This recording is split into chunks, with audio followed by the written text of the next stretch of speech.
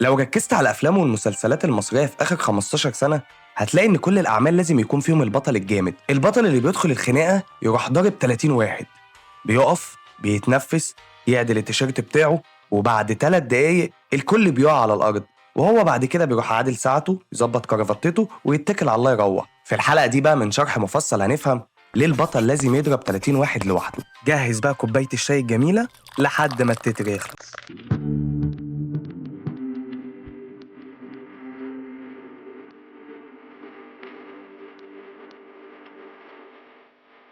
لو ركزنا شوية هنلاقي إن الموضوع ده مش جديد، دي موضة قديمة من أيام أفلام فان دام وستيفن سيجال. البطل دايما لازم يبقى منقذ، لازم يبقى الأسطورة، المعلم الأول. ومن منظور صناع الأعمال دي هتلاقي إن عندهم معادلة بسيطة، إن عدد الضربات بتساوي كمية البطولة.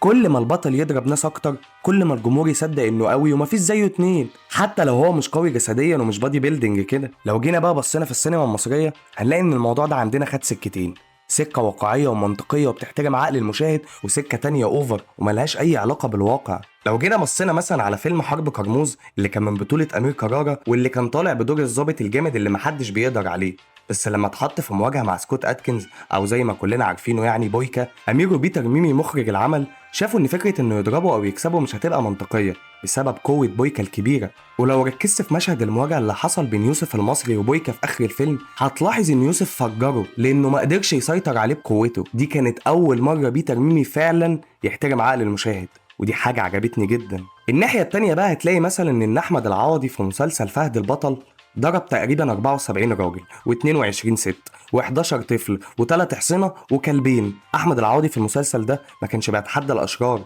لا ده كان بيتحدى نفسه وبيتحداني وبيتحدى البرنامج وبيتحدى العالم كله. اللي يضحكك انه بعد كل خناقه كان بيطلع منها لو تشوفه تحس ان هو طالع من انترفيو شغل، مفيش لا نقطه دم ولا نقطه عرق ولا نقطه جدعنه ولا اي نقط خالص. وده بصراحه شيء مش منطقي، بس ما تفرقش عشان المسلسل نفسه من الاول مش منطقي. السؤال هنا بقى، ليه المخرجين بيعملوا كده؟ هل لانها طريقه سهله لتوصيل رساله ان البطل ده حمله وجامد ومحدش يقدر يكلمه؟ لكن المشكله ان المشاهد بقى واعي وبقى يضحك على المشاهد دي بدل ما يتحمس. وبقينا كلنا عندنا نفس السؤال، هي الناس دي بتعمل كده ليه؟ ليه كلهم واقفين مستنين يتضربوا واحد واحد؟ هو مفيش حد هنا بيفكر؟ مفيش حد بيقرر يجري، بيرد عليه، بيحدفه بحاجه ويخلع؟ مش منطق. الاكشن الصح مش في عدد الناس اللي وقعوا، لكن في طريقتك في استخدام الاكشن عشان تخدم على القصه. يعني شوف مثلا مشاهد الاكشن في جون ويك، فيها خناقات كتير قوي بس في منطق وفي ايقاع وفي توتر. اما الاكشن اللي معمول عشان البطل يلم لايكات بيبقى شبه اعلان مشروب الطاقه اكتر منه فيلم. واخيرا الخناقه مش بتثبت انك جامد، اللي يثبت انك جامد هو ان الجمهور يصدقك.